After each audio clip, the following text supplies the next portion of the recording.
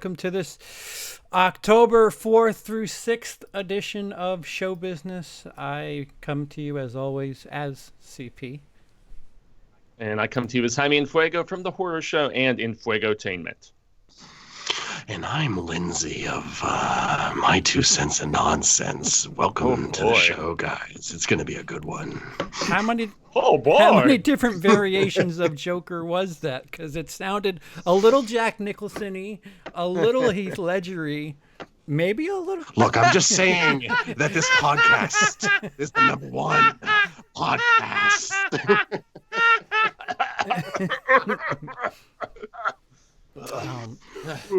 We have fun. Yeah, him with the card was priceless, man. Giving the little card out like he was disabled, which I guess his own head was. So warning to people. We'll probably get to spoilers at some point, but we'll let you know. We'll give you a little warning. But first, other things happened. Joker annihilated this week with 96 million, the highest October opening, the highest fall opening. I think it's the highest. Well, I have the records. I'll get to it. But 96 million in first. Second was Abominable. I hate saying that word. With 12 million. It's terrible. Downton Abbey in third with 8 million. Hustlers in fourth with 6 million. It Chapter 2 in fifth with 5 million. Okay. So, Joker, it got hyped, I guess is the most polite way to put it. We'll start with you, Fuego, because you're the first under my head. So why don't you let us know? Yeah, I must have. Yeah, this was a film that when Cecil and I walked out of it, both of us were moderately underwhelmed. It wasn't that we disliked it, but we did feel like the burden of expectation, the hype machine and everything, winning Venice, all of these different accolades, all of the controversy and discussion about whether it is a, I guess, dangerous film with some of the themes. And that is actually, despite my enjoyment, one thing that I will contend that, yeah, there are some people who will probably watch this and it will be like their battle cry, their inspiration to probably do something way worse than they might typically have been inclined to do. But despite a thin story, in my estimation, that didn't explore everything that I necessarily wanted it to, I felt like performance through and through was so masterful from Joaquin. This is on par with Ledger and Nicholson for me. I don't know, Joker will always be Mark Hamill in my head, just like Kevin Conroy is always Batman in my proverbial head. But nonetheless, this is one that, yeah, everybody who was disappointed with how Leto did something drastically different, this was more towards the Heath Ledger sort of performance with like the just awkwardness, I guess, And so for that reason, I was massively impressed. And it's kind of a shame in some ways it's a one-off and it's not going to tie into further films and everything. But I liked it, but I didn't love it, I guess is the best way that I can describe it, because it does borrow very heavily from a few films that I hold in the highest regard. And there's that fine line of, okay, mimicry and flattery and just straight on robbing other films of their originality. So yeah, it's still a terrific performance, and Joaquin deserves all the accolades once award season begins. So, Lindsey. Excuse me. Yeah, I'm not going to do the Joker voice the whole time. I thought about it, but maybe I'll bring it back for a joke here or there. But tragedy. Yeah. Well, when it's appropriate. I think I liked this movie the least out of everyone. The performance was very good. Holy God. I don't know how accurate of representation this is of, certain mental health whatnots. But it was just a very compelling character. I was very into it. I wanted to see where it was going. I wanted to see what his fall from grace was going to be. I wanted to see him having, just a series of just the worst stuff happening to him over and over again. But I feel like this is a very confused movie that doesn't necessarily know entirely what it's trying to say or understand what it's trying to say, if it does know what it's trying to say, if that makes sense. Just I admit speak higher, and maybe you'll get your point across. Also, you will be very amazed at how high Michigan. Okay, I'm just not 100%. This is the voiceover episode here. We're all doing our demo reels for. It's an unfortunate movie because I didn't really want to like it, and I've always been I've always been interested in Todd Phillips. I like old school. I like the first Hangover. I've always wanted to see Due Date. I thought War Dogs. Yeah, I heard great duo there. Yeah, and War Dogs is good. It's like a weaker version of Lord of War, but I really like Lord of War. So War Dogs. I own Lord of War for a reason. That's a great movie. Thank you. I'm not great. Whenever I bring up Lord of War, people's like, "Oh, you mean War Dogs?" I'm like, "No." Yeah, I was about to say. Speaking of Leto, right? Leto is in that, if I remember. Oh, that's right, the brother. Yeah. You're absolutely. Oh my God, that's like Leto just being a person too, and not just like. But yeah, okay. A person. That's funny. I completely forgot about that. Well, I mean, as opposed to a guy with like the grill and like the green hair and all this craziness. You want a beef? Yeah, probably worst Joker performance ever. Although I still didn't hate it as much as a lot of other people. So I don't know. I like that it exists, that it was someone went for it, but it's a one and done. It's not one you have the linchpin of your universe. Yeah. Like, you sure? Well, thanks to Birds of Prey, it's still in continuity. She mentions Mr. J in that trailer, so that made me nervous when I heard that. Although that trailer did look good, and we will talk about that trailer. Indeed, we shall. Yeah. I think my last thoughts on Joker, just for the quick little summary here before we let CP go. I like Todd Phillips, but now I'm worried because like this movie borrows so much from Scorsese, and not just the ones that we mentioned. There's also some Shutter Island in there, so I'm just like, is this all Todd Phillips has? Is like sophomoric humor and ripping off Scorsese? Like, what you got, bro? Yeah, I don't know. I think you got to give me something else here. Yeah. But Also, that's in enough. some ways, guys, I thought it was going to be a little bit more just provocative, violent, and maybe I'm so desensitized because I watch primarily horror films and stuff like that this didn't hit me like an American Psycho or something of that nature. But it wasn't as bonkers violent as I thought, and it is a pretty kind of humorless, almost like soulless film in some ways, which it'll totally turn certain people off. I understand the impressions of brilliance that it personifies, though. So.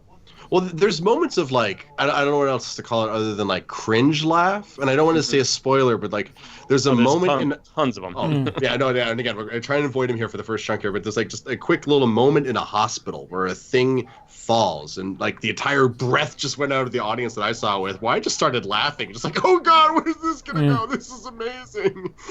That's the Arthur Fleck reaction, though, just to laugh when you're uncomfortable or weirded out or whatever. You just laugh, right? Yeah. And I love the way they realized that, just the way that he could switch from just not laughter to laughter. I don't want to know how much time he put into just, I'm having a very serious conversation. Yeah.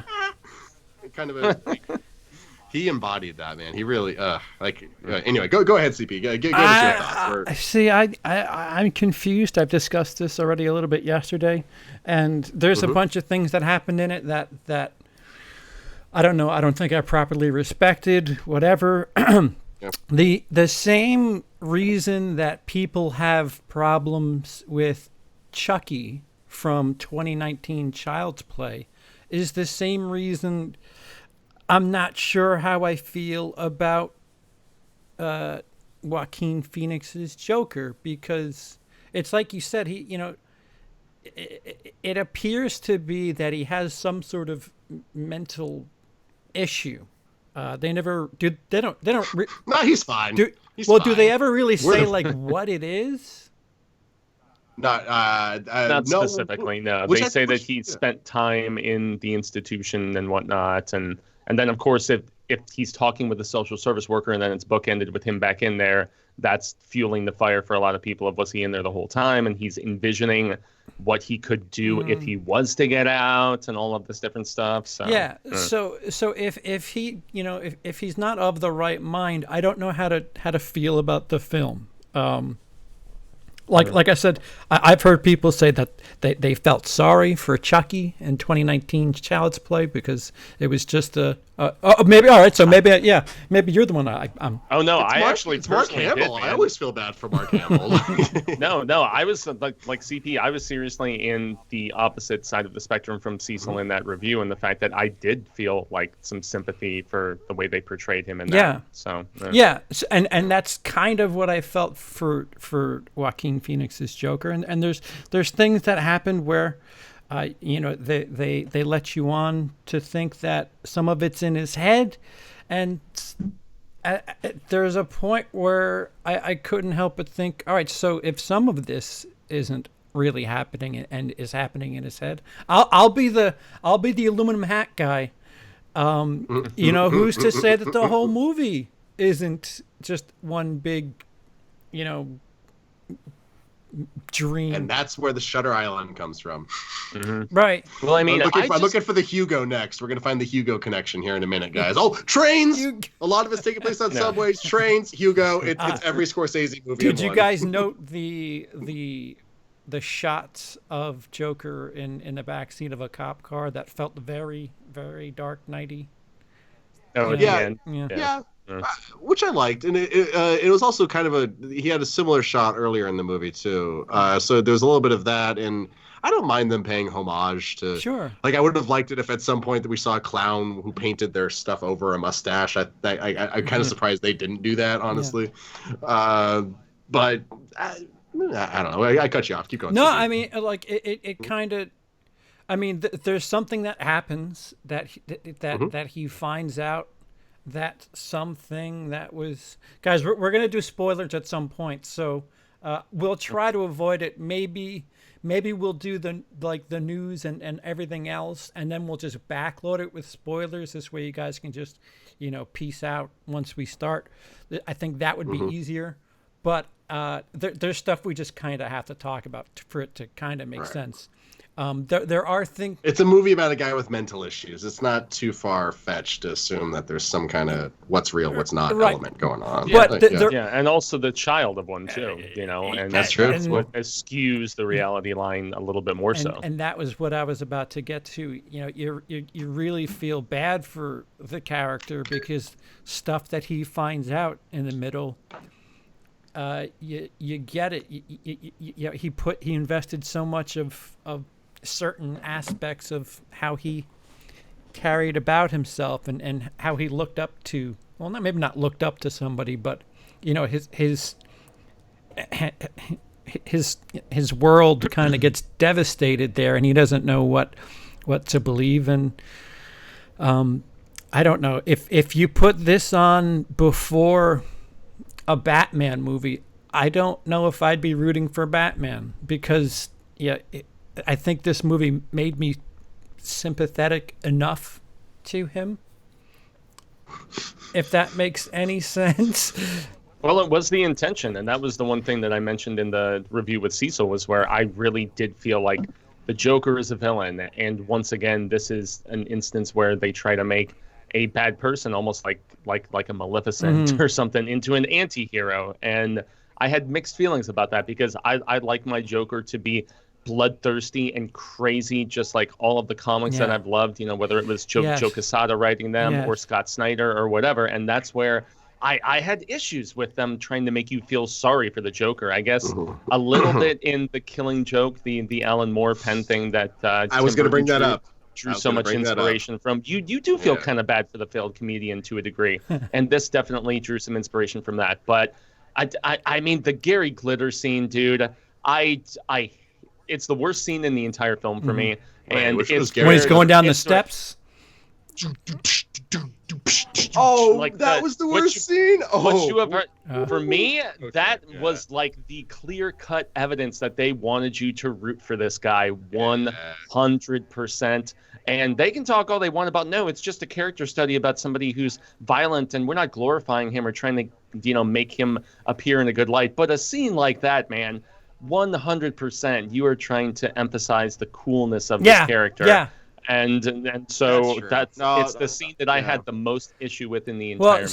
So Yeah, I'll concede that. You're right. So you're right. Ledger's Joker, you got that he just didn't care. He was just about chaos. Like you got it. Yeah. The dude just, he sets what looks like millions upon billions of dollars on fire. It's not about that for I'm an agent of chaos. Yeah, and he has all the different fake backstories of, I was this and I was that and so on and so forth throughout the entire film. That is pure brilliance in my opinion. Well, and to counter that, when what I see, what is Joker's name in this? It's not what I'm used to. Arthur Fleck. Yeah. Arthur. So when he's in the comedy club as an audience member, and like he's trying to blend in, and he's laughing at stuff that, they aren't punchlines, and like, the audience laughs, and then they're done, and then he laughs at something, and he's writing these jokes that just aren't jokes, there's so many little moments where it's just like, this guy doesn't know, he's not evil. He doesn't know things, and He just literally just doesn't understand, Right, which is right. like the elements of the movie that I really like that scene. Like when I first started, I'm like, wait, so does he think that's funny? That that's the thing. He wants to be a comedian, but he doesn't understand what actually is funny. He doesn't understand what he's just that. It was such you see, and it's scenes like this that make me want to like this movie because that is so clever. Just that disconnect right there is he's trying to use this thing that he can't understand as his means to connect to other people. Like that's tragic. yeah. But then on the other hand, like you said, it's the Joker. Right. Yeah. And- Take and- it from me, Joker just don't understand. Yeah. So I I was just gonna say, it would be better if Joker was a sociopath, where you didn't feel like he didn't understand things, where if he was capitalizing on people's feelings, just a little tweak. Listen, the movie's I gave it a 3.5 out of 5. I thought it's a well-made movie. There's just things about it where it's just like, he's the protagonist. I mean, I'm with him. I'm with them the whole way. 100%, Yeah. and your intent and the intention is for you to Yeah. be. So and that fact that the fact that it gets you to do that is kind of an issue with the movie because I don't think the Joker should have an origin, but if we have to go with an origin, as problematic as the comic is, and the fact and he's written it off himself, Watchmen guy, I can't think of his name right now. He has come forward and said, "I hate the Killing Joke. It is one of my weakest things," but I think it's actually one of the cleverest backstories for the Joker, even though everything else that you could throw at it is completely accurate, has not aged well. But like that concept of we're all one bad day away from that. There's something to that. Like, yeah, and that's then the simple concept that just reigns so true in this film, dude. well, but I also like that, like, they bring in that concept of the Killing Joke, but then it's also proven wrong when Jim Gordon doesn't go crazy despite all the stuff that he does, and Joker's like there's that shot in the comic of Joker's just like, we're all just one bad day, and you can see it in the way that he's drawn, like come on, I'm right, guys. I'm not wrong about my whole life isn't a lie. I'm right about this. Enough bad things happening to anyone could turn anyone into me. And then it just ends without like a real answer. Like that's how you do the Joker, not this weird thing where he's like, look, I'm not going to get political. Now let me get up on my soapbox and get political. Yeah. Well, and the end of that comic, y'all, is so perfect in the fact that it does show that, one bad day, it could push the wrong person over the edge, and the Joker being the wrong person, especially emphasized by his joke at the very end, where he's like, there's these two guys, they're escaping an asylum and they're trying to like jump from building to building, and the one shines the flashlight from one building to another, and he's like, walk across it, man, and he's like, just like, dude, I'm not crazy. If you're gonna like turn the flashlight off right as I'm walking across, and that's like the whole like linchpin of the joke is the fact that they are in fact both nuts out of their minds, and so Joker being the one who was just prepped and ready for this sort of downward spiral. Plus, if I'm gonna nitpick as somebody with experience, a comedian that bombs like that would not get another set like that for an audience. There's times where when I first started, when I bombed, and I had to wait until like the 2 a.m. shift where there was nobody left in the building. Minor nitpick, but I digest. No, we talked about this off air. How did something go viral in this movie set in the 80s? Like, I know other people have talked about this too, but we kind of need to address this because, like, this is what this movie wants to have its cake and eat it too. Like, the clip of his the set, 80s grunge. And I mean, not just the 80s, 1981 no less, where technology was still like in the 70s sector for the most part and super scant. So I think the 80s, like the first internet was like late 80s, but definitely not 81, and definitely not with the point where you got YouTube clips like going to the Seth Meyers of the 1980s. So if you could just hit pause on that thought, Lindsey, we could sidestep because there's not much news. We'll cover the little things from the last week or this weekend, the 2 trailers. All right, you get on pause, but we'll do the other stuff, and then we'll just ride the spoilers right at the end. Like a guy riding a nuke with a cowboy hat, just like right. So the Birds of Prey trailer was front loaded on I'm assuming everybody's version of Joker. I saw Harley Quinn make out with a hyena. I'll start with you, Lindsey. What are your thoughts on the 2 minutes plus that we've seen? It looks weird. I'm down. Like you know what? Like the weirder these DC movies get, the better they kind of get. I mean, like, Wonder Woman's great and it's, pseudo grounded, but then you got Aquaman that's too weird even for its own good, but that makes it kind of watchable. And then you have Shazam that's like, okay, we're just gonna go for it. We're gonna have a family. We're gonna have an evil caterpillar. We're gonna have the 7 deadly sins. This is gonna be amazing. And so it's just like when DC just lets go and has fun, it's kind of cool.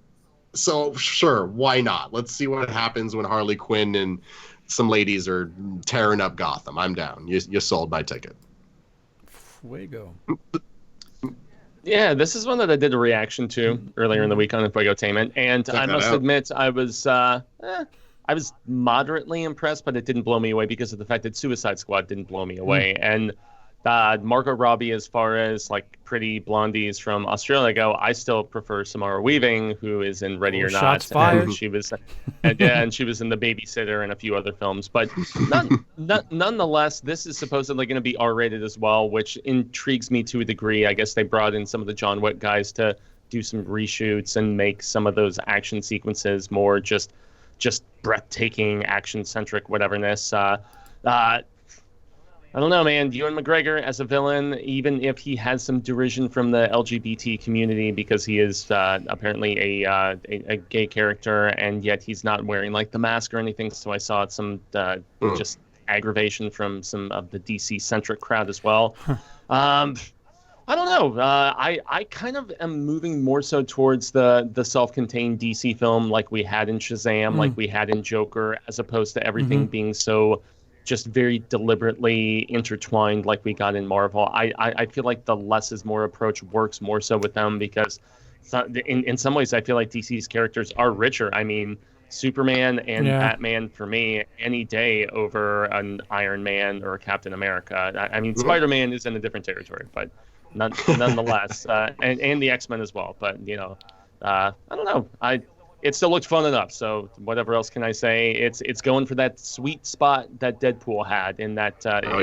It's coming out in February if I'm not mistaken. So it just wants that uncontested money, and it's banking on the marketability of Ms. Robbie. So. And what's the full title? It's not just called Birds of Prey. The Emancipation. It's like the emancipation the emancipation of Margot Robbie of whatever. That's from the studios who were taking too much money from her or whatever. So I've been sitting on this trailer for a bit, and I've been overthinking it, and I don't know, maybe I'm looking way too much into it, but. Oh, yeah, I got the full title right here. Sorry. And the fantabulous emancipation of one Harley Oh. Quinn, not two Yes. Harley Quinns, one Harley I Quinn. feel bad for the movie theaters that still have to put the plastic letters up because that poor slob has got a long night ahead of him. I think you get away with just Birds of Prey, Yeah, right? you would think. Yeah, and it's and one it's of them suddenly, is Susan. yeah, and it makes me reminded of the Wayans Brothers film that I love so much. Don't be a menace to South Central while drinking your yeah. juice in the hood. I love that movie, man. That movie is Poe, the gem. when they're playing Poe Monopoly, man, he's like, "You just landed on my crack house. You owe me $2,000, man." Anyway, Do we have a problem. Putting hot sauce on her toes. Anyway, we digest. So Suicide Squad, when I was thinking about this, Suicide Squad only had come out in, 2016? And, Harley Quinn was a sex symbol. She, they flaunted her sexuality quite a bit in that movie. All of the cosplays at con, Yeah. man, it was just too much. That's I was at Comic-Con the 2 weeks before it happened. yeah. It was everywhere. Insane. I was like, I thought I saw more Harley Quinns than Deadpools, which never happened. Yeah, that's the new. If you're in shape, you wear the Harley Quinn outfit to look a little Not even always the case there. Yeah, man. yeah, right. Some muffin tops in some cases. And it made me realize that we've come a pretty far way in only the 3 years, because I don't know, maybe I missed it, but there wasn't much of her being flamboyant about her sexuality. Granted, it was a trailer. I feel like we've again, I'm going on 2 minutes, so whatever. It's the internet. It's my right to blow things out of proportion. Blow away, sir. I feel like it's kind of shifted a bit. It did feel a bit, I mean, Me Too-y. Not to be so drastic to say it's Me Too-ish, but We managed to avoid politics with Joker, but we bring Harley Quinn in it, and la la la la la la la. But yeah, it's like it's No, all these I will- girls. I will Yep. side. Go ahead. Yeah, I will side with you though, CP, in the fact that she was not supremely sexualized like in certain parts of Suicide Squad. I mean, they gave her all the outfits, Yeah, she but it changes in wasn't front like, of them. It's just like, wow, really? Okay. Yeah, And that shot was in every trailer. Her Margot Robbie putting the shirt down over the red bra. Every trailer had that shot. Like, true, but it didn't seem like it was extenuating the whole revealing her just womanness as much. I don't know, Me Too, go Yeah. and all that stuff. I'm for it, man. I mean, make her more of a character than just a sex symbol. So Yeah. well, she also had like a bunch of like didn't she have like a crazy like metal, crazy, but you know what I mean, like an over the top metal eyebrow, over the top. I need a descriptive word for Harley Quinn's metal eyebrow. She had a metal eyebrow, right? metal. Well, and the other thing was she felt like I don't know, she like turned up the quirkiness of her character. Like, I don't know if maybe it's the accent or something, but she just seems a bit more cartoony and silly and like really heavy on the New York. Yeah, I saw some major gripes about the accent from my friends overseas in France and the UK and stuff. They're just like, what is this accent this Australian girl is trying to do, where she's drunk at the beginning and stuff, and she's just like, what hot Quinn is, and she's supposed to be drunk, obviously. And when I took that into consideration, I was a little more accommodating, but she is going kind of heavy-handed with it. But that's. Well, I mean, it is kind of an over-the-top character. Like in the original cartoon, you had Mr. J, like Tara Strong, and I love Tara Strong. I'm not saying anything negative about Tara Strong. She is amazing, but she hammed it up in that '90s cartoon. That's all I'm saying. Like, Yeah, so maybe it's different because cartoon live action. I don't know. We got Kaylee Kwaku, who's about to do some animated Harley Quinn thing from Big Bang Theory. She's not exactly grounded. She's a fairly over-the-top actress too. Just saying. Well, and as far as the Harley Quinn stuff goes, they did a direct-to-video Harley Quinn animated R-rated film, if I'm not mistaken, and they've done all kinds of other stuff. So the character is like legit popular, hence the subheading of this Birds of Prey film. It was originally going to be Gotham City Sirens, and then they still claim there is a Joker Harley Quinn movie with her and Leto. Who knows if that'll ever, see the Lido of day, but nonetheless. You best. Yeah, I went for the popsicle stick joke, but Wait, I just remembered there was a Birds of Prey TV show in the early 2000s. it totally was. It was CW, right? It was, and Yeah. who did it? It had someone on it that was interesting. I think it was on the same night that Smallville, and now dude from Smallville is coming back for that crazy crossover on Green Arrow and everything. They have two different prior Supermans coming back, which is kind of fun. But anyway, this is box office talk, not TV talk. So something that I brought up briefly and didn't discuss. There were a couple of records that Joker broke. Ooh, I had those numbers too. So I'll read mine, and if you have anything that fills the blank, then go ahead. 96,248,000 worldwide. Highest grossing October opening weekend. The second highest opening weekend in a fall season. It is number one. Fourth highest R-rated opening behind It, Deadpool 1 and 2. And it beat Aquaman's opening by at least 26 million. Aquaman, of course, opened during a holiday in December. Also did better than... it beat the Justice League opening, guys. How crazy is that? Yeah. It beat Justice League by 3 million. It beat Shazam by 43 million, and it only was 7 million under Wonder Woman. Yeah. Yeah, that's... So yeah, Wonder Woman beat Joker, but yeah, that's only by 7 million. I mean, that's impressive. I mean, yeah. Wonder Woman, I think, is a summer movie. Aquaman is, that's December. You're getting everybody off for a week. At least I'm getting everybody off for a week. Yeah. Yeah. You get the Star Wars money in that case. Yeah. So it's good on them. Did you have any other stats related to the Joker, Lindsey? If you take out the Nolan trilogy movies, Joker is the 1, 2, 3, 4, 5. Wait, 1, 2, 3. Yeah, it's the fifth highest opening DC movie of. I have to say the DCE movies. It beat out a lot. Yeah, that's it. That's all. Yeah. It was behind Man of Steel. It was behind BVS, obviously. Man of Steel did what, like 115, 16, something like that. 116, yeah. Yeah. Suicide Squad did 133. I still can't even with the quality of that film, but that's that is back to the bankability of the Harley Quinn character who was front and center. I mean, Will Smith was not the one who put butts in those seats for that film. I completely contest that. So no, we just talked about like at the Comic-Con that year. There was no dead shots. There were Harley Quinns everywhere, though. There were Harleys dating Harleys. I saw a guy Harley holding hands with a girl Harley. It was. Guys, I can't wait for that James Gunn Suicide Squad sequel, though. That is going to be all the business in my estimation. And then he's amusingly jumping back to Marvel. So he's just like kicking back, nice. just being like.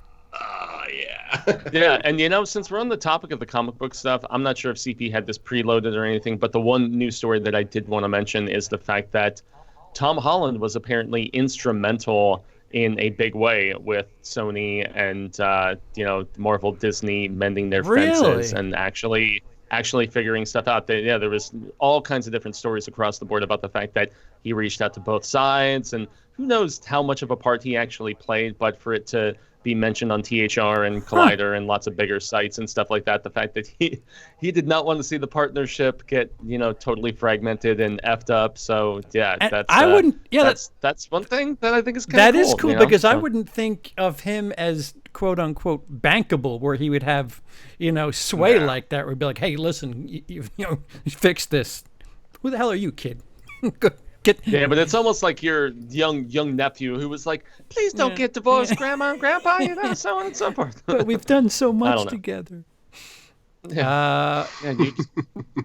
else you got? Creating such a beautiful family. That was a very scant news bit. What else do we have on here? See, I had trailers which Fuego, you talked about it. I'm gonna try to get it loaded for the pre-roll next week. The Guy Ritchie film looks really really neat. It does look awesome. So- Yeah, quite a cast. Right, we'll Yeah. preload that next week and discuss that. Okay. But So I will hold off on that then. Oh, actually, this happened right after we did the show last week, but as they I always cannot- do. I can, as it always does, and I mean, this is big for me, maybe not as big for everybody else, but the fact that Kevin Smith has mended fences with Jeff Oh. Anderson and Clerks 3 is back a go with a completely new script, even compared to the one that he had previously when him and Jeff were on the outs and it didn't end up getting through. I will contend Clerks 2 is not one of my favorites, although the original Clerks may be quite possibly my favorite film of all time. It's that and Aliens, and there's such Whoa. like despondently different sorts of films, Okay. but Clerks and Aliens are my two favorite films of all time. Network is probably my number 3, but nonetheless, the fact that him and Jeff did a recent appearance with Jay Muse, and they've kind of figured everything out and they're cool again, and he went right to social media to say, I'm finally going to complete my Clerks trilogy. This is happening. And that just makes me That's pretty cool. so immensely excited, because that first film, even if I had problems with the second one, goddamn, that first film is everything to me as far as low budge filmmaking with great chemistry and acting and everything. 37 Yeah. in a row. In a row? Yeah, what I about don't it? care if she's my cousin or not. I'm gonna knock those boots again tonight. Hey, come back here. What Berserker. Did he just say making? Well, I'm not gonna I don't put know this if we into broke that it. territory, but yeah, we're good so far. News we go. Are we like it's light, right? We got nothing. Yeah, very much so. Yeah. No. We had we had Marty Score talking smack about comic book yeah. films too. That was another thing. That that hey. still kind of plays into what we're. I mean, hell, Joker is a bunch of Marty Scorsese movies anyway. Yeah, true. And he kind of split the internet with his. What did he say? Did he say comic movies or Marvel movies aren't cinema? I want to make sure the quote is correct. It says his MCU comments from what I'm looking at right here. But, Yeah. So he says MCU films aren't cinema. I'm looking right now. Yeah, I just want to make sure we get the exact quote. Felix in the chat wants to know if Fuego likes Morris Day and the Time. I'm Morris Day. You're Jerome, bitch. Sorry. Olaf, sing. The band name Yankee Doodle, whatever the hell it is. Yeah. Fuck your anchor blue jeans or whatever. You know what's funny is like so many people have actually hit back on this Martin Scorsese thing. And Yeah. I'm getting articles like Samuel L. Jackson hit back, Oh. Karen Gillan hits Yeah, back. Samuel L. Jackson. That's the article that I'm looking at right now. Is MCU Sam J is like, hey, everybody's got an opinion. Yep. He very wisely does not go after Marty. He's like, hey, Right. he's older now. He can get cranky pants if he wants to. It's fine, whatever. But I mean, him, Spielberg. So many of them just hate Cameron as well. Yeah. I don't know, man. But like, why? So, I mean, it's strange. How long have we been hearing that horror isn't really true cinema? How long have we been hearing, comedy isn't? So Scorsese doesn't think. I'm curious to know what the quote, the context, what was said before and after, and how it came to that. But I mean, there's especially being an Empire or Variety little Q&A with them. So yeah. It's just he's got a bit of a point. A lot of those MCU movies and well, Lord knows DC's been trying to be cookie cutter about it, but there is a very formulaic way they're done. Very much so to the MCU, especially. Unfortunately, I mean that's probably why I liked Far From Home so much more than Homecoming. It's why I liked Endgame so much more than I mean, hell, I'd love to. Well, Ant-Man and Guardians. I guess those are origin tales. Sorry, I was veering off into a different area, but they were unknown characters at least. So.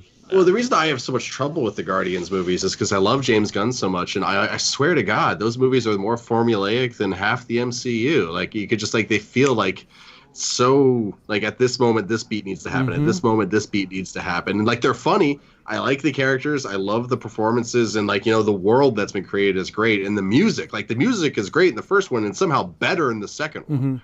Like, that just by itself is an accomplishment. But it just, like, they always just feel so, I've done this before to me. And maybe it's the fact that everyone else touts them as so original while I'm just sitting here going, like, I don't know. And that's why... and that's why lots of people are like thinking there is Marvel fatigue at this point, especially with the fact that, okay, we've vanquished Thanos. Where the hell do we go from here? And they're like, oh, well, we'll just mildly develop smaller characters and people will still be super into that. And there's a lot of industry speculation that is not necessarily going to be the case. Like, how many people wanted a Black Widow movie? How many people, they wanted it 6 years ago. Want a sequel to Doctor Strange. Even if I love the Scott Derrickson movie, I mean, so good. And it's super good actually. The thing is, I mean, Disney, who owns anybody and anything we're talking about, my entire childhood, they which they own they now. kind of have proved the point or the point I'm about to make a couple of times. When Lord and Miller were doing Solo, they wanted it done their way. Could you imagine if Kubrick were around today? I mean, you get the idea that Scorsese will never do an MCU movie, but because of the formula that they go through, I can't see an auteur film being made in the MCU where they give a director enough space and room and creativity of his own to go and do something with that movie. I mean, Edgar Wright's Ant-Man. I want Edgar Wright's Ant-Man.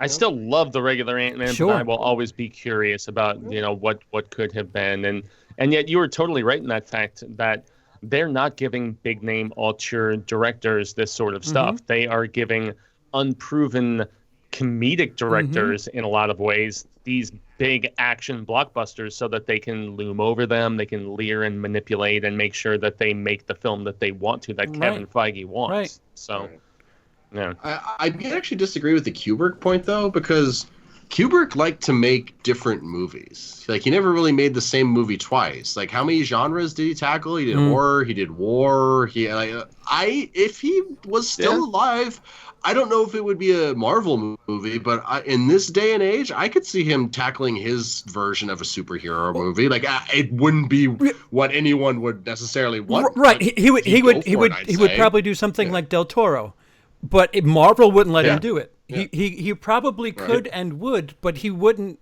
He'd have to go the Guillermo del Toro road. The Lalo del Toro road. Yeah, I got you. Yeah, although the reason Del Toro, with him wanting $300-400 million to make a movie, I mean, that's that's why we don't have a third Hellboy movie, for God's sake. Actually, I wasn't going to say anything, but since we brought it up now, I gave fried chicken strips to Ron Perlman this week because he came into my restaurant. I was like, here you. Yeah, it's just, he was just Beauty and the Beast, dude. Yeah. Beauty and the Beast, him and Linda Hamilton. Hell yeah, dude. I love that show. I used to watch it with my parents as a kid. So good. Perlman is the man. So yeah, he's badass. So is Scorsese? Is Scorsese? Dude, my tongue's not cooperating tonight. Is he right? Is he wrong? Should it be this big a deal? I think the old timers have their opinions, man, and especially for the sheer fact that comic book adaptations are the flavor of not just the month, like the decade, maybe is probably the better way that we can describe it, especially as we go into a new one here in just a few months. But I'm just more curious about what The Irishman is going to be all about and seeing how Joe Pesci out of retirement, how his creativity is still on display, and the reviews have been good. It's apparently going to be the first film to play at the Belasco, if I'm not mistaken, which is a Broadway theater that hasn't shown a film in over 100 years, which is really crazy cool. So that just shows the prowess that he accommodates and just people gravitate toward his skills and things of that nature. So, but yeah, he is being kind of a snootier sort of guy in some instances. But I do think that you can do very thought-provoking, awesome stuff in the realm of comic book film. The Joker kind of did it. Logan most definitely did it in my estimation. And Fox, Fox was getting a little. They were getting a little effort there towards the end there, because Deadpool, they were like, we did want to make this for 10 years and look what happened. Right. So, let's see what happens. You'd be surprised what a little effort does for a studio. Yeah, it almost lights things can come from fire under the ass. Yeah. That's what filmmaking is supposed to be, the risks. Yeah.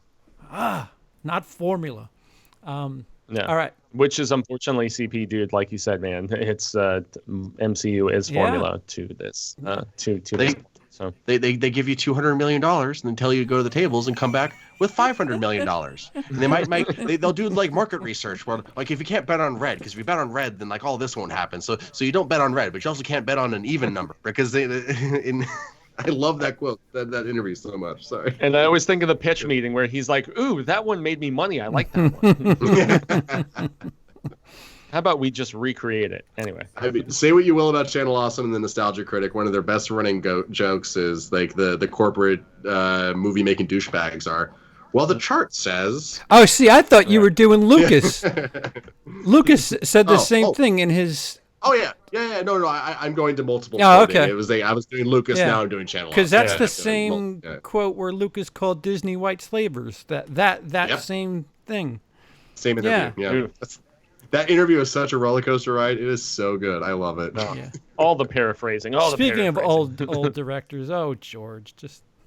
Hey, and you know what? Look, you're on the bleeding edge of art until you aren't. And art is different to everyone. My interpretation of art is different than an 80-year-old's different interpretation of art, which is different than a 6-year-old's interpretation of art, which is that art is super, art.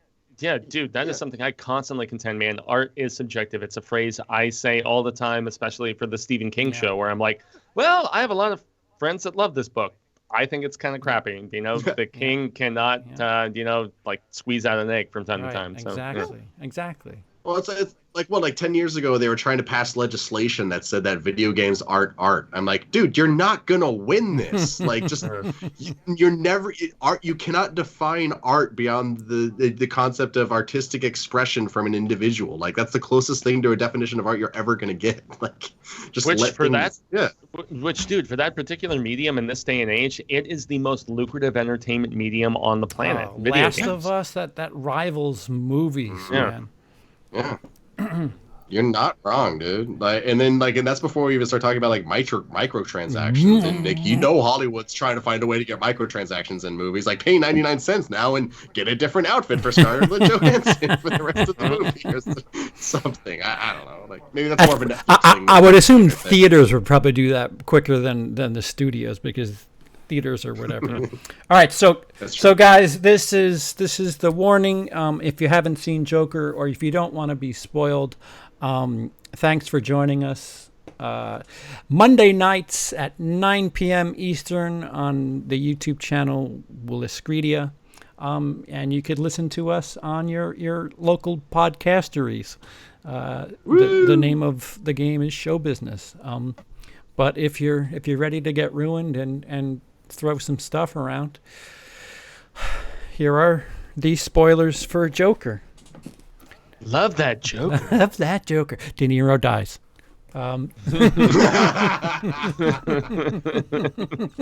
Killed on air right there in front of everyone. Zazie Beetz isn't real. She wasn't even in Deadpool 2. She is not a real character or an actress. She does not exist. Yeah, her name is fabricated along with her likeness and all of her film roles. Exactly. She's a CGI creation. But don't believe the hype. Boy, do I find her very nice on the ice, though. Anyway. I love her, dude. She's a really good actress too. I can't wait to see her do more shit. Like that was like, yes. Again, spoilers. Clear. Zazie Beetz was the thing I saw coming from like the moment she was introduced. Like, oh, she's not real. Yeah, it made no sense for him to Yeah. suddenly romance this woman with no like just backstory or like actual just like swooning or crooning or courting or charming or anything of that nature. No, it was sad. And I find it incredibly difficult to believe that a single mother would just let some weird guy into the house because he started kissing her. Like, maybe if it was like, I don't know, like Chris Hemsworth, and she's like, oh, and he's shirtless, and he's starting, then maybe she'd be down. But like that guy, I don't know. I mean, I guess like whether or not that was predictable or not doesn't really affect that movie that much. I don't really feel it was supposed to be an overly hidden twist. But it just didn't fit the movie, honestly. Like, if you edit that whole thing out, I think it's a much stronger movie, and it's 15 minutes shorter. Yeah, and that it's stuff like that where if you're introducing that little element where he's hallucinating or whatever whatever the proper word is, then why can't that be the case for the whole movie? I mean, the stuff with his altercation with Daddy Wayne. What's Thomas Wayne? Guys, Thomas Wayne. I gotta bring pictures because I never remember names, and that's a really bad thing. But who's to say that altercation never happened? Because he kind of was a tough guy, or stood up to him. Him being interviewed on TV and not being pulled off for not being funny. Like it's a late night show where if you're doing it live, every second of dead air is just torture. So like I definitely need to see it again, but that you plant that little seed in my head that this isn't real, then it's just like, oh, so it could all not be real then, because like him killing at the comedy club just because she wasn't there, who's to say that he's even there, and he's even and why was he suddenly funny? Because if you look at his notes, he does, you look at his notes, you watch him not understand how joke structure is when he's laughing for the setup and people are laughing at the punchline. Again, that scene is genius. I just want to keep prefacing that scene is so good, but keep going. Well, but his understanding of it is off. So how would he know how to structure something if it were like an Andy Kaufman thing, where like he was doing it as like a gag? I'll ask you guys this: the card that he gave the woman about the laughing disorder or whatever it is that makes him laugh. Do you think that that's legit?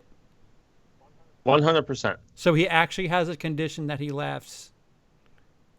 Well, I mean, maybe they were trying to, even if it's not a legitimately classifiable condition, I feel like as they were trying to get him back into society with his weird, just social quirks and stuff like that, maybe, they would go to that length and print up a card just to, make people more accepting of his like strangeness and stuff. But, yeah, I didn't even start thinking about all of these variables of how much of the film could be real or couldn't be real until I saw other suggestions of it. Because when I walked out of the film with Cecil and we reviewed it on Thursday, because we didn't get press for this one, unfortunately, we were just like, okay, I think it's pretty cut and dry. The scenes that are fantasy are very evidently fantasy, and they felt that way, to us. And then the stuff that is, relegated to the real world is pretty cut and dry.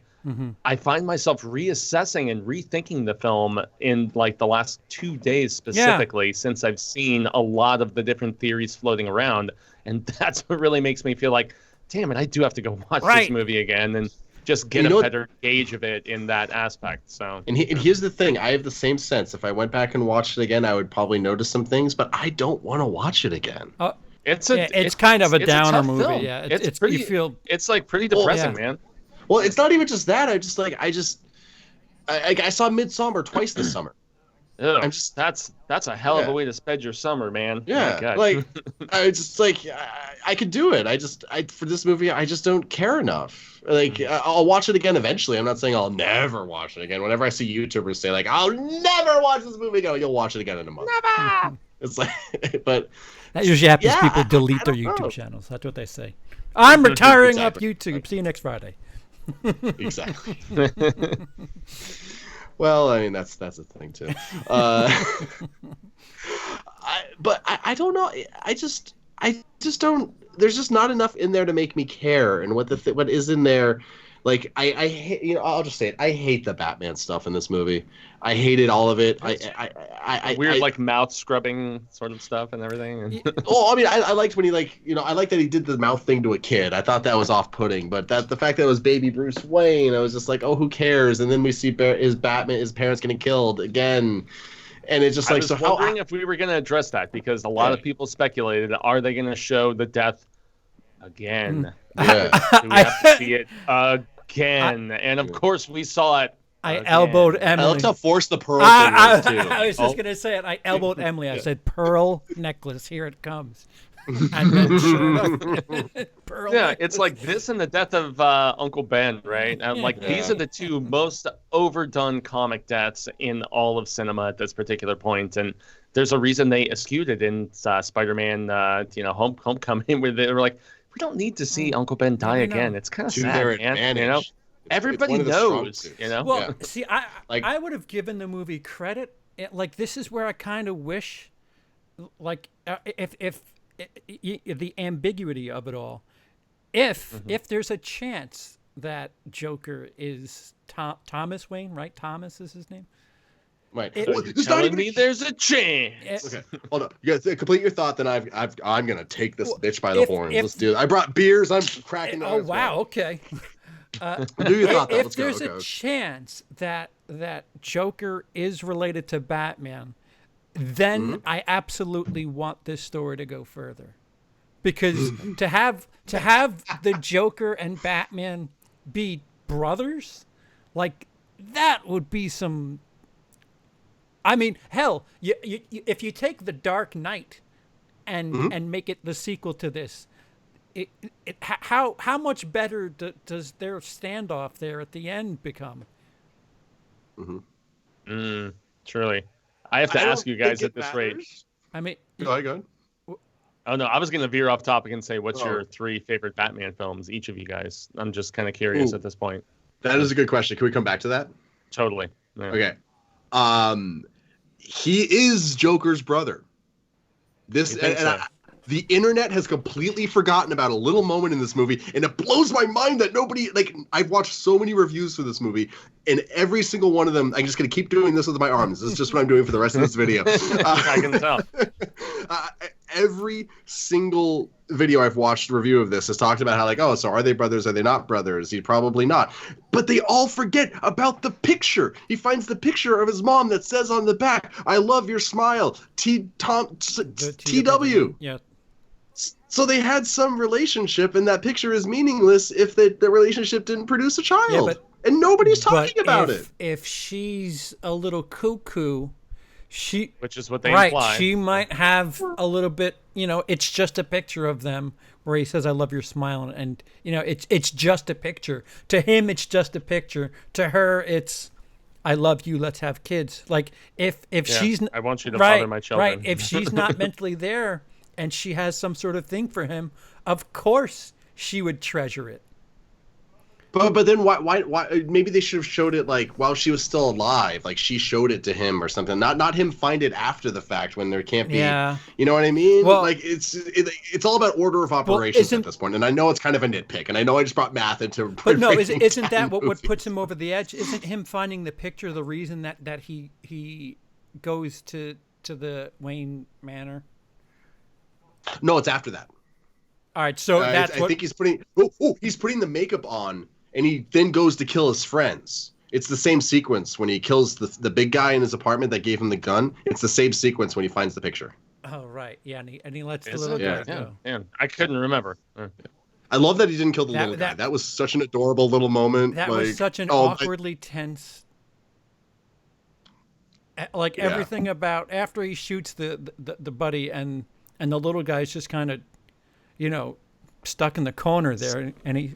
Yeah. Yeah. Maybe we shouldn't say little guy for the record. Maybe that He's wouldn't not be a big. dick, but- Yeah. Yeah. The Australian guy. Yeah. They're not midgets. They're little people. And They're his not orb was- elves. They're little people. Sorry, I'm quoting Santa Claus. Anyway. Fine, but just that moment where he's trying to get the top lock. Oh, like, yeah, I yeah, laughed. that's what was. It I was just just. did Yeah, it was that I that not laughed just so much. heartbreaking? Yeah. Yeah. I can't reach the lock. Oh. And then he gets up and he's like, "Oh yeah, here you go, buddy." Like that was one of that was my best. Okay, I think that was my favorite scene in the movie: killing the big guy and then him and the Australian dude in the apartment. That might have been my favorite. Hold that scene. thought, Maurice the Beast. Okay. $5 in the YouTube super chat. Thank you, Maurice. I think. Oh, Maurice. Yeah, he's from here in Arizona. Oh, What's up, really? good sir? Oh, nice. I Yeah, see. I Jeff, have to he's go out been to the out West to, Coast, man. Yeah, he's been out to many of our booths and shown lots of horror show love. What is up, good sir? Maurice is a Thank you big very much. supporter, man. Yeah, thanks for the support, Maurice. Appreciate you, buddy. I think the riot gave the Waynes a good reason to take a dark, dirty crime alley. I always wondered. Crime alley. Crime alley. Is that what I said? I always wondered why a rich family would go down an alley like that. That's right. Yeah, because there was That's a very there good was point. that rather conveniently timed. Hey, let's all dress up like clowns parade. Yeah, that's some significantly timed insight. And I gotta say, did you guys like or not like the fact that Joker himself was not the one who killed them? Mm-hmm. Did you think that was good as far as the misinterpretation? Because it's somebody in a clown mask, obviously. And so he will forever be scarred by somebody who was a Joker, so to speak, that, killed his parents, even if it wasn't the same person he goes to war with in decades to come.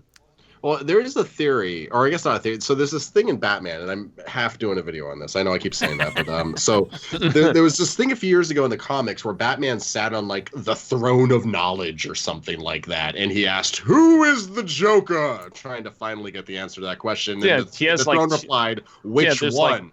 There's like Because there's two been others. three. Yeah, Yeah. there's three of them. Yeah. So I wonder if this ties into that a little bit, like, because like he's way too old to be the Joker that Batman fights when he's an adult, right? Like, I'm not, because Joaquin Phoenix is 45. I'm not saying that his character is 45. He looked 45, but I'm not saying in a movie playing with time, who knows? But that's still a guy pushing 60, going toe to toe with Batman. I still like the whole idea of them like needing each other. It's like a yin and a yang sort of essence, and that's why Batman, despite having so many instances where he could kill the Joker, he doesn't do it. Yeah. Because they almost like need each other, so to speak. Oh my God, Luke in the chat I love this delay that we have, because he literally just more or less just said that's hilarious. That timing is good. the theory: Arthur isn't the true Joker, but the nutcase who inspires a copycat who becomes Batman's nemesis. Wow.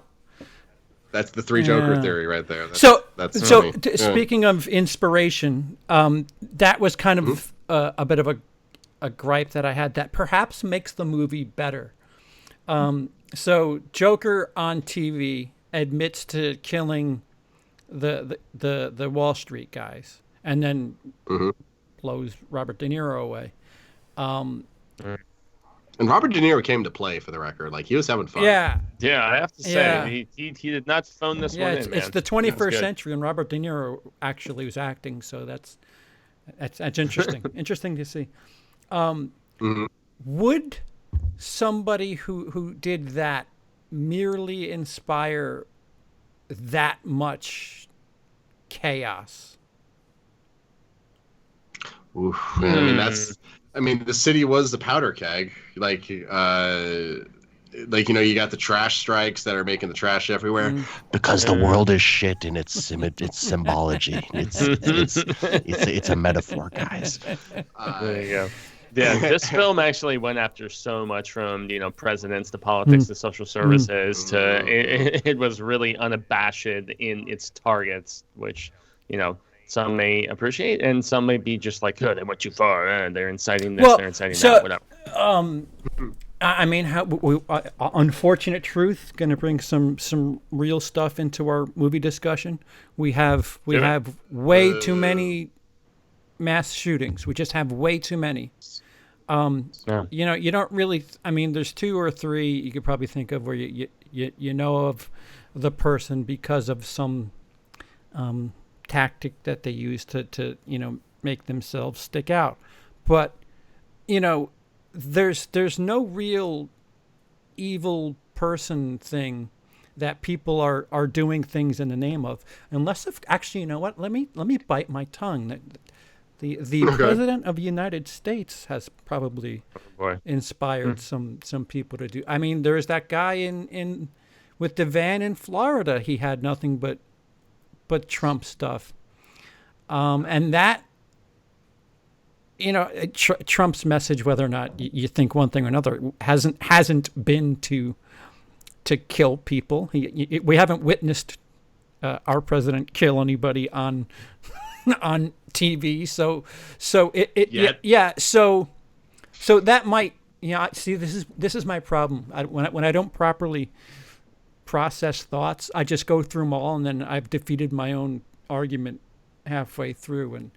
But my main issue is I don't think what Joker did would incite as much as, like, all right, so you jacked an ambulance, you knew where he was going, you crashed into a cop car, and you let him free, and now suddenly he's your leader because what?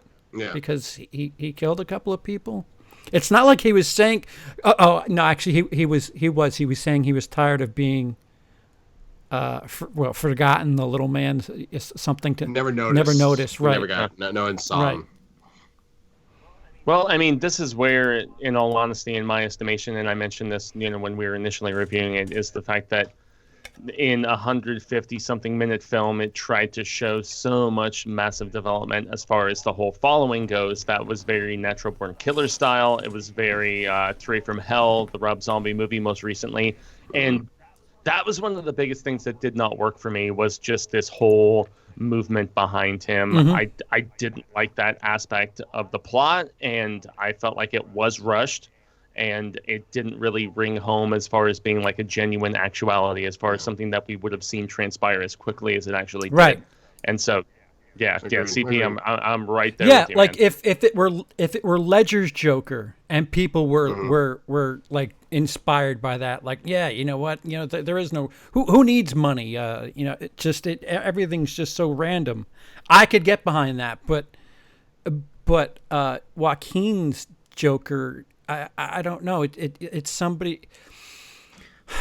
Well, they're attempting to get all Occupy Wall Street, which is funny because Dark Knight Rises has always been accused of being anti-Occupy Wall Street, even though what?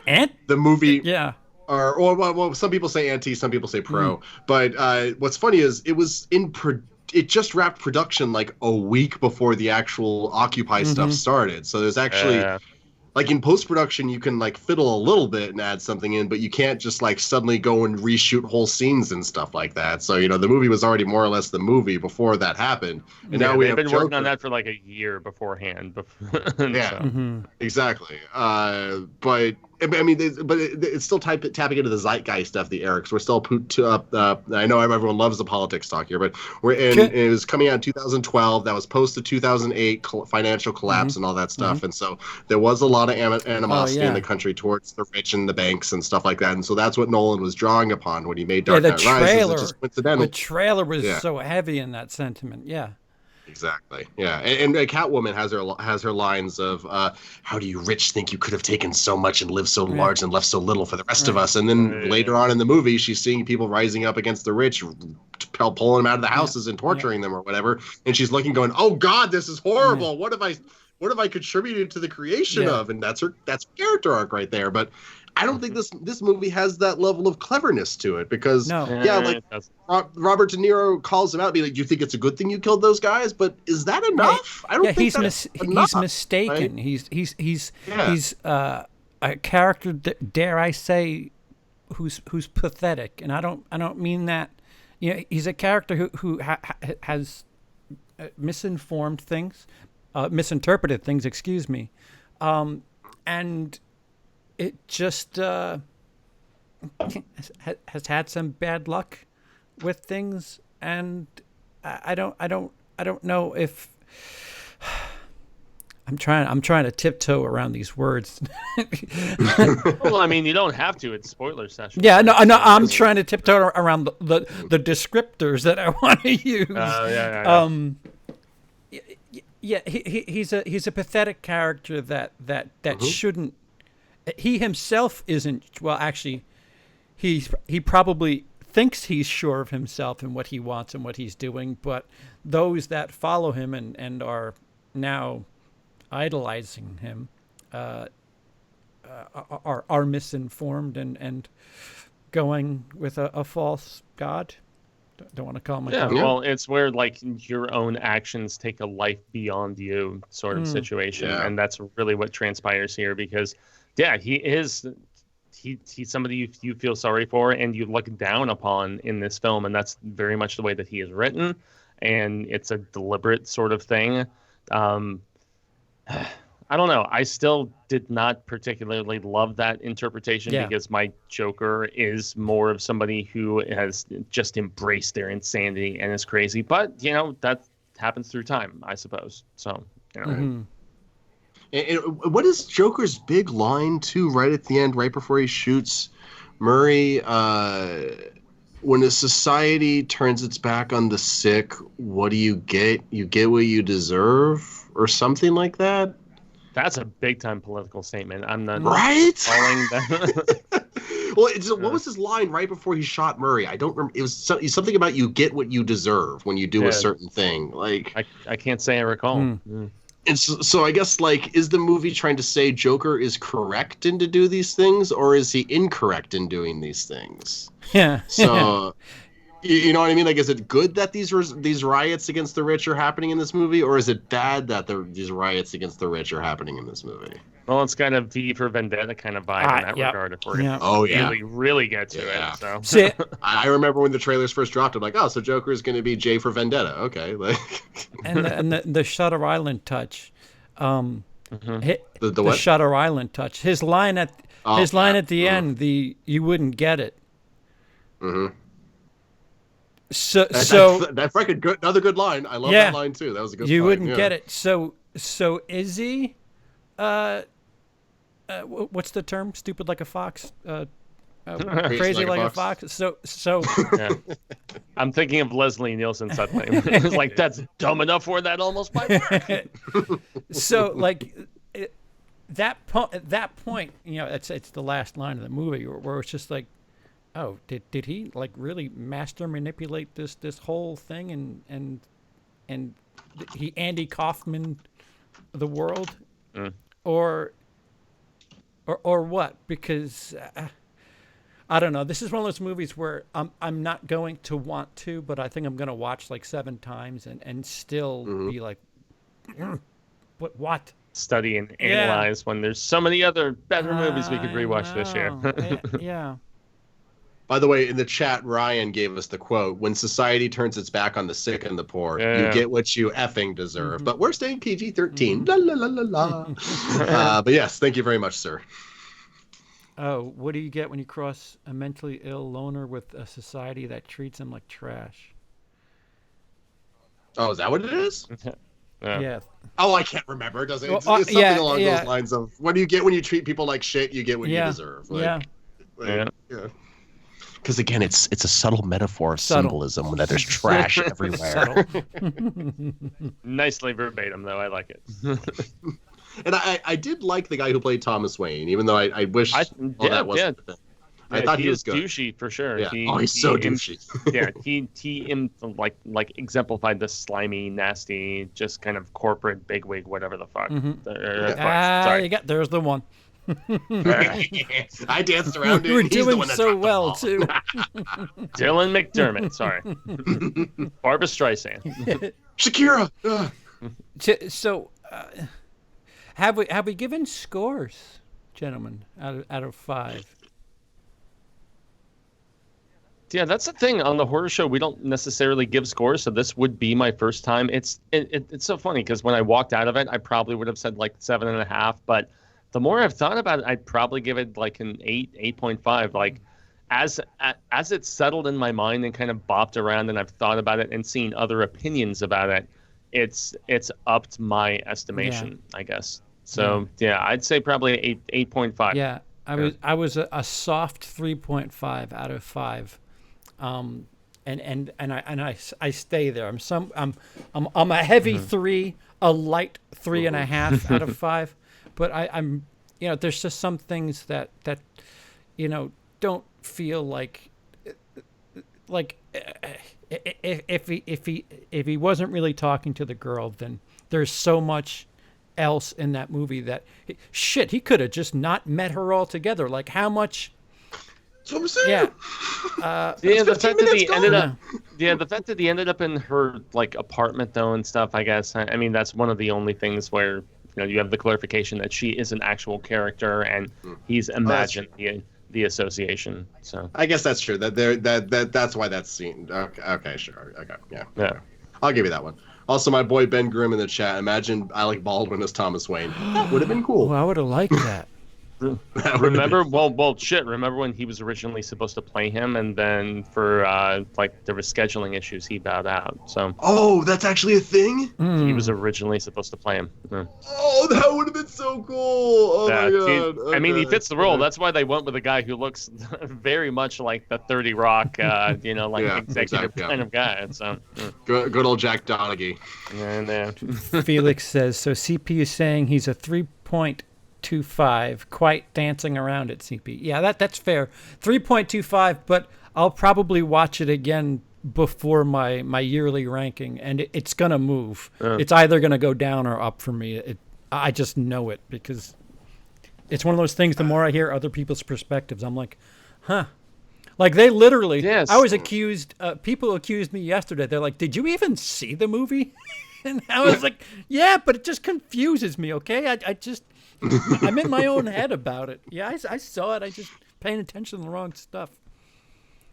I'd say it's probably like I don't know. I gave it like a B- to a buddy at work. Maybe it's like a 2 something Out of 5. Wait a minute. B minus. A 2. A 2 is like a D. I was gonna say. Okay. Obviously, me and Lindsey are both using very different rating systems. I'm like 7.5, and he's like B plus, and you're just like, what? Okay, look, 5, guys. It's 8 Heath Ledgers out of 16 Jack Nicholsons. Okay, like it's a Jared Leto out of a Cesar Romero. I don't think I can get any clearer than that. That actually really makes me understand your viewpoints. I just like that you know who Cesar Romero is. Well, OG Joker, yo. What up? Yeah, he is. You went surfing with the Dark Knight, man. That's the real Joker right there. Which is honestly, and at least as far as attire goes, probably the closest that we got with what Joaquin did. So, Yeah, I did like the bright costume, the bright suit. It really did work. Yeah. It was such a contrast to the darker movie. How about the little teardrop eye Joker on the one eye, the little drip on the makeup? That was pretty good too. Yeah, some people seem to like it and hate on it. So as far as technically speaking, how'd you guys feel about the film? Anything that really jumped out as far as cinematography or script? Good cinematography. Yeah. Good. I liked the way they kept shooting him dancing. It's just such a weird thing to how they shot him dancing in this movie. It worked for me. There was the shots of those crazy stairs are always good. The Exorcist stairs. They are the Exorcist stairs. I knew it. They are the Exorcist stairs. Yeah, they totally are. Yeah, no, I needed Red Letter Media to remind me of that, but yeah, they are definitely the Exorcist stairs. Oh, RLM's covered it. They did a review of Exorcist. Oh, okay. Yeah, it's the usual review. They're just kind of sitting around talking, but it's very informative and funny, so it's worth checking out. Exactly. We're just gonna keep plugging that much bigger YouTube channel. Maybe one day we'll get one of them just to acknowledge it. That's all. Hey, if we can get Sean Chandler, we can get Red Letter Media. Okay. Yeah, climb the ladder. Climb that ladder. Well, they're here in Arizona, and they're kind of schmuckies from what I hear. But nonetheless, I mean, never would have thought that from their videos. RLM, right? they're in Wisconsin. RLM, yeah. Well, they must have relocated. They were originally in Tucson, Arizona. Really? Yeah. I think they've been in a few places. Maybe they're lying about Wisconsin. It's all a front. Yeah. It's a possibility. A YouTuber just wanna lying have- about things? No. That would never happen ever in the history of social media and any sort of YouTube. on My YouTube? God. No. 4 years ago, Wait. they were sitting around thinking, okay, guys, for half in the bag, we want to do a storyline where we're on the bottom of Lake Michigan, but we're in Arizona, and Lake Michigan is so far away. I think we need to just change the setting of the show. I don't think anyone will notice, guys. Yeah. Ben joins us late. He said, "What about the Jock Jam song on the stairs? It felt so out of place." That was the Gary Glitter, "Hey" song. I somehow completely tuned that out. I don't remember that song. Yeah, I he's remember just him dancing on the dancing stairs. I don't remember the song though. That's so funny. If I did remember that song, I'd be like, oh, why the frick frack are they using this song right now? Yeah, like I'm assuming it was to show just how confident he was or how he felt Maybe. about himself. Like, But Oh, that's shit. movies within Okay, a you month guys, of each I other. had to look. What do you got? Guys, yeah, I had to look. I stand corrected. So the company was formed by Stocklasa in 2004 while living in Scottsdale, but as of 2011, based in Milwaukee. So when I first saw them, yeah, they were most definitely Arizona guys, and they are in Wisconsin now. So CP is in fact correct. yeah, So. you know, when I CP? think of video production, you leave Arizona and go to Wisconsin. Hey, oh, you go to Wisconsin. Yeah. Yeah. So there's a lot more beer to drink. So Oh, sure. That mecca. So Luke in the YouTube chat says, I felt like the Gary Glitter song was intentionally trolling to be controversial. Maybe. It is also a It's the Gary worst Glitter song. That's right. Wait, that's scene right. in the entire Ooh. movie. And dude, Gary Glitter is still in prison, if I'm not mistaken, for having sex with like 12-year-old girls. Yeah. So, I forgot he's a total I creep mean- boy. Yeah, he keeps getting in he's trouble. a piece of he's a piece of shit. I can say shit, right? You know, piece of shit, that guy. So yeah. I He mean, keeps getting in No, trouble. I forgot that song used to be everywhere, and then it just wasn't. And every it- sporting Yeah. event, the yeah. I mean, it's the perfect song for that. The song. guy If you- sang a Catch me, man. song called "Do You Wanna Touch Me? Do You Wanna Touch Me? Do You Wanna Touch Me? Where? There." Sorry. Oh wait, wait, are you referencing the Joan Jett song? Do you want to touch? That is Joan Jett covering Gary Glitter. Oh, Really? that makes sense actually. I like Joan Jett. Treat me right, man. Treat me right. Oh yeah, dude, Joan Jett is. I freaking love Joan Jett. I'm actually seeing her next week. I'm pretty stoked. Yeah, she's here in the AZs. So if you're going to get creative with the audio edit, I'd like to hear at least a 3-second snippet of either, if not both, "Do You Want to Touch Me" versions. There will be touching. Don't worry. Okay, so are we cleansed of the Joker? Are we good? I suppose so. I mean, did you guys really think it's something that's going to contend for Oscars? I guess that's where I'm particularly curious. Him maybe. Him, yeah. Like the only other thing that I could think of off the top of my head that might contend is like maybe like what's coming up at the Lighthouse. That looks like it's definitely going to be pushing for some Oscar stuff. Like what are the strong male Robert performances? Eggers. Yeah, A24, the guy who did The Witch. Yeah. I cannot. The Witch. Thank you very much. The Witch with the two V's. Have you watched The Witch? I'm here to wash your windows after you watch The Witch. Yes. Scary stories to tell in the dark. The Viper. I'm here to wash your windows. Anyway. Oof, very nice, very nice. Like maybe the cinematography might get a nod. I don't think it'll win, but it looked. I'll give the movie. It looked very 80s. It looked like a movie that somehow was shot in the 80s, and I'm hoping that was in New York because it looked a little dank 80s New Yorky. Could be wrong. So I mean, Toronto. otherwise it would have been Toronto, right? Because that's where they or film all the Chicago, stuff that's maybe. supposed to be. Yeah. And yeah, Or maybe- Chicago would make more sense because Chicago is what Gotham is supposed to be, right? So Gotham is New York, and then Metropolis is Right. Manhattan. NYC, and then exactly, Gotham is Yes, she can. Ryan in the chat says it deserves a nod, nothing else. Well, I'm trying to, guys, on what you've seen, who's the best actor this year? Yeah, that's literally. This I don't. year? Yeah. Do you think Robert Downey is going to get a nod? I don't think he'll win, but Well, he might get a for nod Endgame? for Avenger. I mean, 'cause Shock- it'd be like one of those shockingly- like career ones, you know, Yeah. where it's like for all the MC movies. the they oops, do it. we're What were you sorry. saying, Steve? Shocking- Fuego? I mean, shockingly, DC. That's not what I meant. The MCU is not making a push for him in supporting or lead, which is kind of crazy. I would say Leo was in the mix. Obviously, I would say you know. Oh, Brad Pitt's probably in the mix too. Oh. I guess he's. Yeah, but I mean, would Brad be supporting? That's the thing that people would be probably curious about. So, I love that movie. I saw it Another the one. third time just recently, and so yeah, Once Upon a Time in Hollywood is tremendous. It's not a Tarantino just unsettling, messed up sort of film. It's the most just audience-friendly film that he has ever made, and in some ways, I feel like it works to its benefit. So I think both of them are awesome. There's not really another name that like jumps out to me in this particular, but we're about to hit award I was just season gonna in the say, next 3 'cause months, we're gonna- and so all of the big stuff is coming in like November through like I January. was just gonna say because that Guy Ritchie movie looks like it's got a couple of decent looking dudes who could throw their weight around. But yeah, if I have to go on what I've seen and right up until now, I think I would give Joaquin Phoenix Best Actor for I right might now. as well. Yeah. Yeah. Another interesting. Because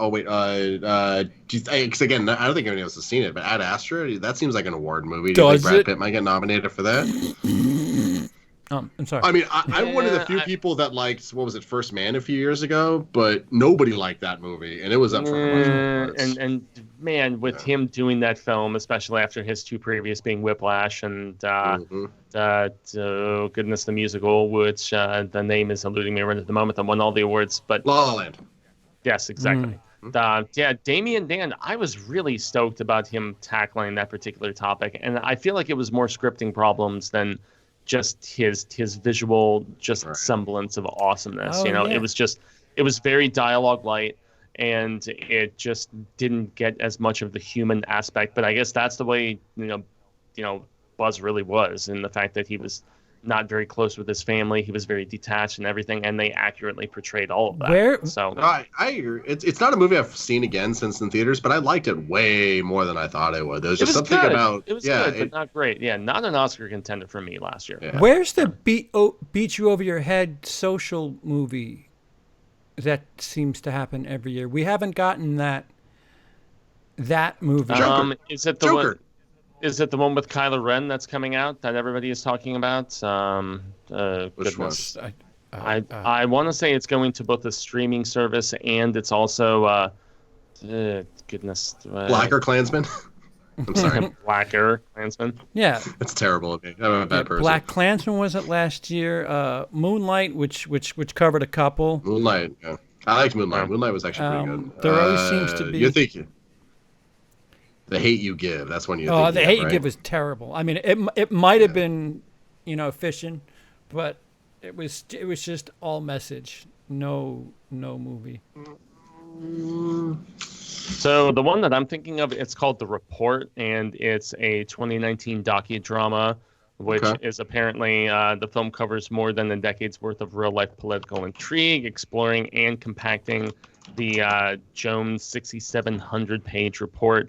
Compelling narrative, so on and so forth. Burns says previously, that's still not really giving too much. Whatever it is. Doesn't it, though? Senate staffer Daniel J. Jones is tasked with leading an investigation into the CIA's systematic torture of terrorist suspects in the years following the September 11th attack. So, yeah. This is one that's getting a lot of positive buzz. They are actually saying that Adam Driver, which is the actor's name, who I could not recall. He is the lead. Yeah, exactly. Kylo, indeed. Kylo Solo or whatever. He is the lead investigator in this particular film. It's getting a small streaming service release before jumping into theaters briefly. Had its world premiere at Sundance. and it's finally making its way to Amazon in October. So yeah, that's one that I've heard big stuff about. But I mean, really, besides Leo and Joaquin, I can't think of something aside from like a very small indie that I would try to. And I mean, even in those regards, those are from like women. Who made amazing Luke in the chat performances, says. so nothing- no Luke one. in the chat says Moonlight, a statement movie. Yeesh. I didn't mean statement movie, but it was trying to make society aware of certain different types of situations and people. I didn't mean that as a statement movie. You didn't. By the way, Matthew McConaughey in Serenity. Are you kidding me? No, McConaughey acted like my two, possibly the two worst movies I saw the entire year were Serenity and Beach Bum. Oh, yeah. Those were the biggest piles of shit that I can't even. My God, I hated those movies. Wait. That's why I brought it up. I do Beach Bum. I know. I thought you were. Wait. We got to talk about this week. This week we got a pair. The Addams Family animated film. Yeah. And we have the stupid one where dude from Workaholics is talking to his phone or whatever. Jinx or something like that. Jinxie, Something like that. And Gemini Man. Gemini. Oh yeah. I keep forgetting Gemini Man is a thing. Yeah. Yeah, and that's Ang Lee, right? If I'm not mistaken. Yeah, I'm actually, guys, I'm excited for that movie. I think it looks good. That's just me. I'm cautious. I'm cautiously cautious. Cautiously optimistic. Yeah. No, just cautiously cautious. That's all I'm gonna be. Like, as in, I wouldn't go to a press screening. I don't even know if I would spend my AMC rewards on it or whatever. If it were free, I'd probably go. Yeah.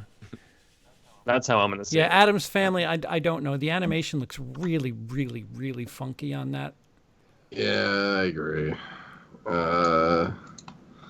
Yeah, it's like the direct-to streaming service, Hotel Transylvania kind of vibe. Which is it's like weirded out by. Which that movie was better than it should have been. I like all of those Hotel Transylvania movies. They're not awesome, but yeah, they induced enough laughs, and I like them well enough. So. Yeah, it's strange how they can keep making comedies about the Universal or those classic monsters, but if Universal tries to make a serious movie about them, they just can't do it. Yeah, they have to bring in the guy who did Ghostbusters with the women and Spy, and now he's apparently doing that film. So we'll see how that transpires. We didn't talk about that 2 weeks ago, but yeah, it's a thing. Well, what's film? So there is apparently going to be almost like a Monster Squad sort of thing that Wolfman has nards. Pete Feige or Pete Feige or whatever the hell his name is, the guy who did Spy, and he did I want to say the Girl Busters, and he did Bridesmaids maybe. Oh, Paul Feig. Like that. Yeah, Paul Feig. Awful stand-up comic, for the record. Awful. Sorry. Oh, really?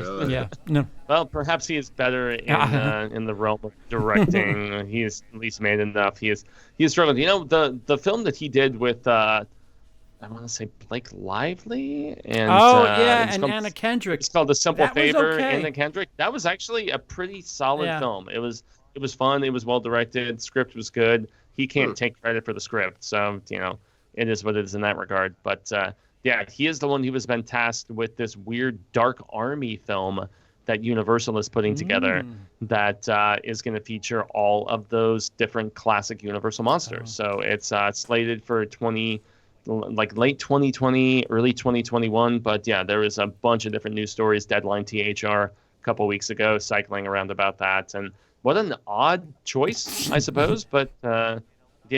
And I mean, is it going to be funny like the Monster Squad? Because the Monster Squad, Wolfman's got nards. I mean, come on. Even though CP had his way out with that guy earlier. But, just a figure of speech from a movie. Truly, yeah. It's actually a terrific movie. I don't know about the YouTube channel or anything of that nature. I don't watch it, but nonetheless, please go watch his film. content. I don't want any misconception. I'd like to support that channel if at all possible. Go. Now I feel bad because I didn't even mean to intentionally bring that up. I was trying to be It's like okay. jovial about It's it. okay. So sorry, It's man. okay. When you're talking Shane Black and Fred Dekker, sometimes the Monster Squad comes Well, at least, out I and mean, you just don't know where it's all they going. dropped the gay F-bomb in Monster Squad like it's nothing. So, I mean, Oh, pick your yeah. poison. It's very much of the time in that regard. Yeah. Which, so the delay is strong on the chat. A lot of people are saying Taron Egerton for Rocket Man. When we were talking about, that I was one forgot that about Rocket Man. Yeah, that could be a thing. Yeah, I mean, biopics always get attention, right? Yeah, I mean, and Luke said if Rami can win for Freddie Mercury, then he should. yeah, why can't he win for? Yeah, which was more of an R-rated, unabashed, and like warts and all sort of portrayal. Oh, see, I haven't seen compared to Rocket Man yet. That makes me excited. Oh, it's very good, but I don't know if it was necessarily better for that regard of showing kind of the darker underbelly. It's still a very good movie, and I love the music of both See, bands. I had the choice of Of that course, or yeah. Yesterday, and I watched Yesterday, and I was like, no. Man, Yesterday is one of my biggest disappointments of this man. year, especially since I love Danny Boyle so much, man. I mean, whether it's Sunshine or 28 Days Later, he is one of those directors very similar to like a, I don't know, there are certain peeps who can just exude that versatility so amazingly, and Yeah. Lily James proves to me that I certainly have a certain style, a taste. Because Lily James, what's her name? Ray. Lily James is dope though. Which Ray. Daisy Ridley. Oh, I was gonna say Lily James is 100% everything I have seen her in, whether it's Cinderella or yeah, Agreed. she is Oh, it terrific. wasn't Baby Driver. And she was in Baby Yeah. Driver. Yeah, she was a baby So driver. Yeah. somebody told me when I was bringing them up, they said, well, they all kind of look like Emily. So, well, British, brown hair, brown eyes. I'm like, oh yeah, I guess you're all right. Well, Yeah, Yeah, and good it's type, funny. bro. I didn't even realize she was British until I was watching yesterday, and then I jumped on her IMDb and looked, and I was just like, oh, April '89. Yeah, she's actually young. she is from that side of the pond. Very nice. So Very Gemini nice. Man. Before we say adieu. I mean, it's Ang Lee, right? Yeah. His bad Oh, movie. Even his bad movies are interesting.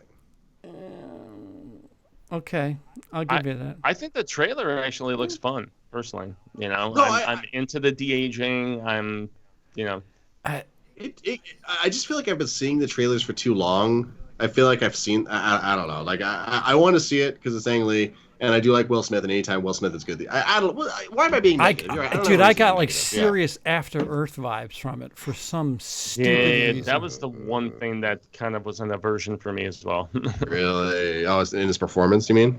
Yeah, it just feels it. It just feels similar. I Yeah. can see that. I can see that.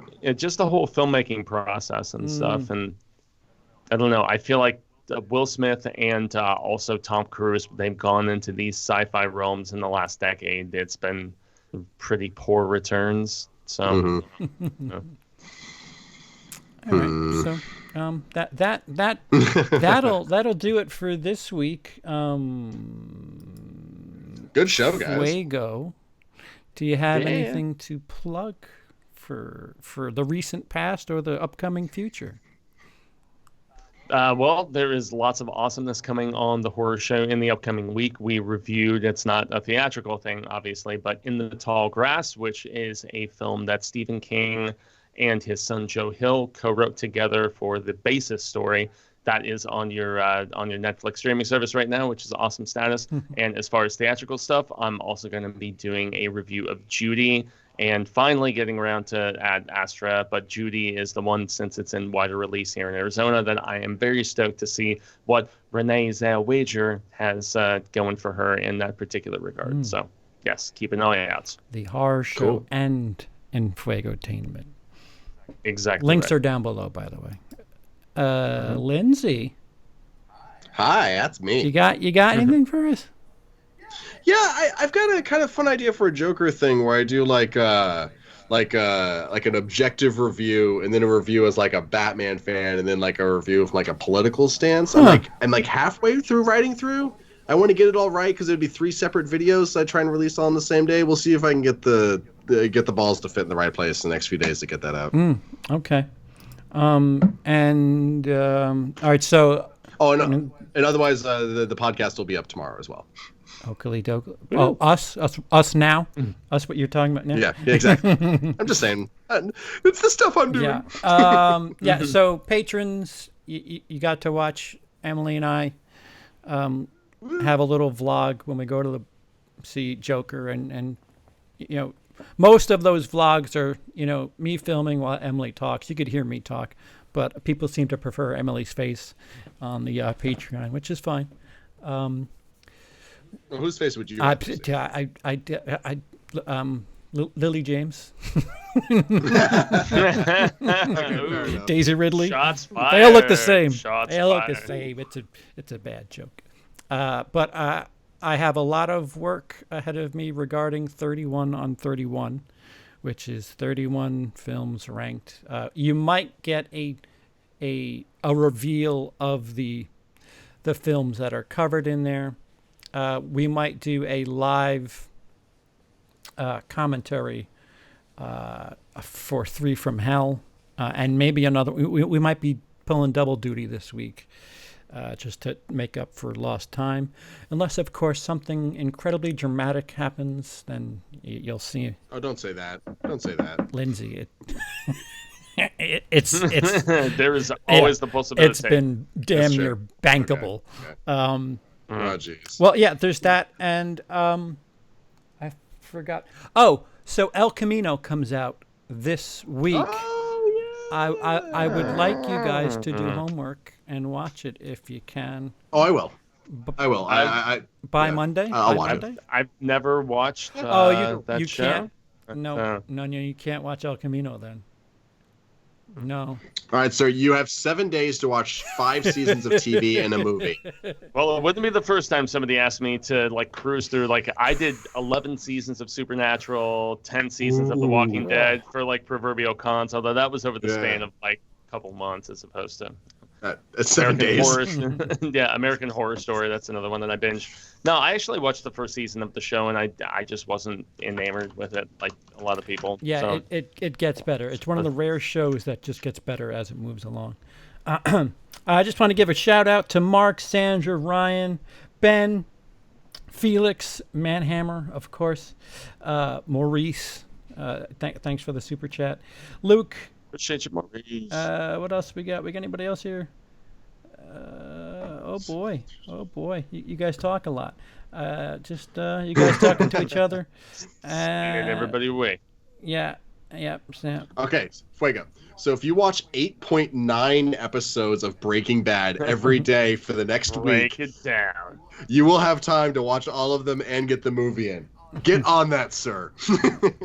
Challenge accepted to a degree, I think. Yeah, that's I have not. I mean, I've done this before, so that is.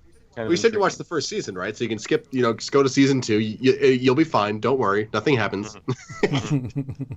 I do notice you didn't incorporate Better Call Saul, which I know has been going concurrently for the last 3 years. Concurrent. Right? Wait, no, hold on. Got to redo my math. Is that any good? That's the guy. It's the guy from Mr. Show, right?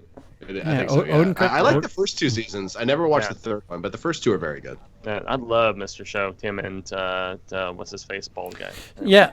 Bald guy. So otherwise, some major news will drop within the next hour that we'll have to talk about in 7 days.